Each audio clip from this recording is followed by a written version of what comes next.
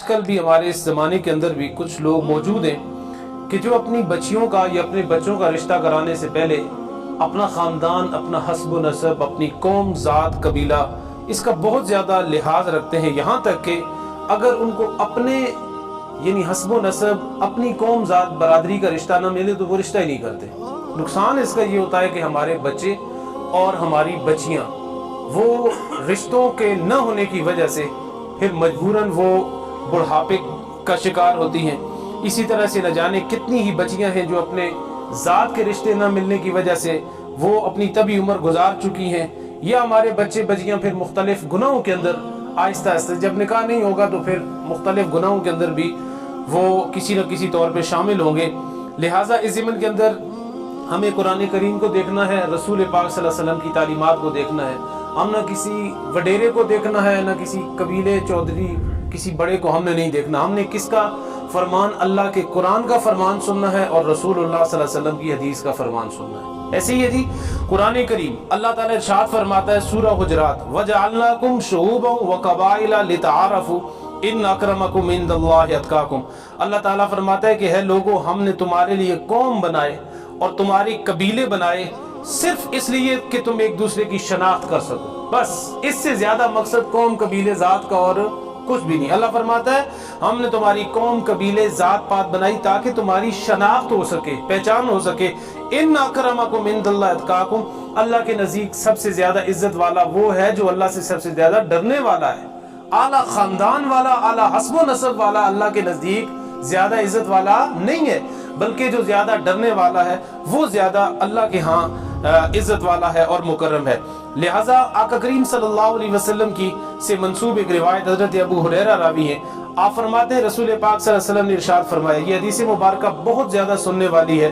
حضور نے فرمایا کہ جب تمہیں کوئی ایسا شخص نکاح کا پیغام بھیجے کہ جس کے اخلاق اور دین کو تم پسند کرتے ہو، تو فرمایا کہ اس سے نکاح کر لو اور اس کو نکاح کے لیے رشتہ دے دو۔ اگر ایسا نہیں کرو گے تو فرمایا زمین کے اندر بہت بڑا فساد ہوگا۔ اور اسی طرح سے ایک اور روایت، آقا کریم صلی اللہ علیہ وسلم نے ارشاد فرمایا، حضرت ابو مالک اشعری راوی ہیں، آپ صلی اللہ علیہ وسلم نے ارشاد فرمایا کہ میری امت میں زمانہ جاہلیت کی 4 چیزیں ایسی ہیں جن کو وہ کبھی ترک نہیں کرے گی، بعد کے اندر بھی وہ چھوڑے گی نہیں۔ زمانہ جاہلیت کی ہیں، دین آیا، اسلام آیا، قرآن، حدیث، سارا کچھ، لیکن فرمایا وہ 4 خصلتوں کو پھر بھی نہیں چھوڑیں گی۔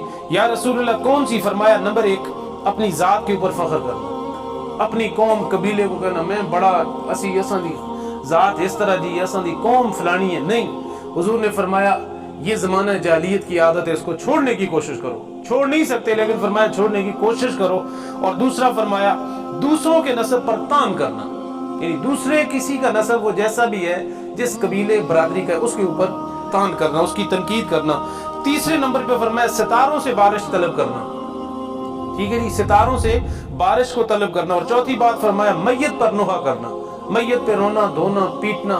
آپ لاکھ ممبروں میں آپ کے کھڑے ہو کے کہیں کہ یہ گناہ ہے، اس سے میت کو عذاب ہوتا ہے اور یہ زمانہ جاہلیت کی رسموں میں سے ایک ہے۔ حضور نے فرمایا جس نے میت کے اوپر نوحہ کیا اس کا میں محمد عربی کے ساتھ کوئی تعلق نہیں ہے، لیکن اس کے باوجود بھی یہ سارا کچھ ہوتا ہے اور ہوتا رہے گا۔ بہرحال اس سے بچنا چاہیے۔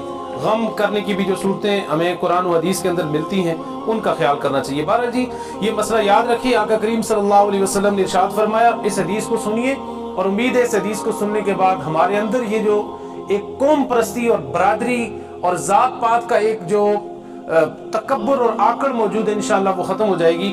حضرت ابو ہریرہ رضی اللہ تعالیٰ عنہ راوی ہیں، شعب الایمان جلد نمبر 4 صفحہ نمبر 286، آقا کریم صلی اللہ علیہ وسلم نے ارشاد فرمایا، اللہ تعالیٰ نے تم سے زمانہ جاہلیت کی عیب جوئی اور باپ دادا پر فخر کرنے کو دور کر دیا ہے۔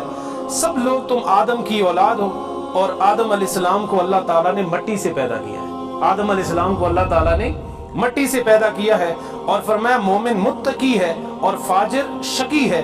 لوگ آدمیوں پر فخر کرنے سے باز آ جائیں، اس لیے کہ یہ لوگ جہنم کے کوئلوں میں سے ایک کوئلہ ہیں، ورنہ یہ لوگ اللہ تعالیٰ کے نزدیک کیڑے مکوڑوں سے زیادہ حقیر ہیں۔ یعنی انسان کی حیثیت اگر اس کی بنیاد وہ دیکھے تو وہ کچھ بھی نہیں ہے، اس لیے وہ اپنی ذات کے اوپر فخر کرنا چھوڑ دے، بلکہ جب بھی انسان نے اپنے اوپر فخر کرنے کی بات کی، اللہ تعالیٰ نے اسے بار بار یاد دلایا کہ ہے انسان، تو اس بات کا خیال رکھا کر کہ اللہ تعالیٰ نے تجھے کس چیز سے پیدا کیا۔ اللہ تعالیٰ نے اس نطفے سے تجھے پیدا کیا، اس حقیر سے نطفے سے پیدا کیا، اور تو زمین کے اوپر آ کے بڑے بڑے عقل خانیاں کرتا ہے، اس چیز سے ممانعت کی گئی ہے۔ بہرحال جی، اللہ تعالیٰ ہم سب کو عمل پیرا ہونے کی توفیق عطا فرمائے۔ دوسرا